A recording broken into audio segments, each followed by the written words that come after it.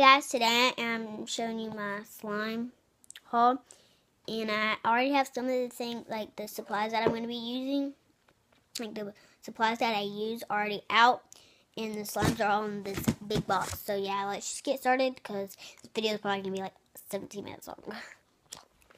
Let's just get started. Oh yeah, I may be coughing in this video. I do have a cough, and when it gets time to do the slimes, I'm not going to talk so the video can go by faster, and I'm just going to stretch and poke. Okay, so let's get started. So this is the gang that I use. Sometimes food colorings, a little bit of mixing, sterling, which if your slime is really tough, you can add that and it makes it a little bit softer is what I think. Black solution with this so it doesn't all spill out. Then you put it in the box. Glue, more glue, more glue, more glue, more glue, more glue, and this is more glue, but it is a glitter glue. Glitter, glitter, glitter, spatula, and little things to make it mixing if you are using little things. This has Q-tips in it too for the food colorings, and sometimes if I'm making a little slime, I can use the toothpicks to mix with those to make a mixing tool with those. Okay. So the first slimes that I have are in this thing. It has slime collection if you don't know. And so the first one is this one. Let me get it out. This one. Let me bring y'all down. Oh yeah, so I'm not going to talk now.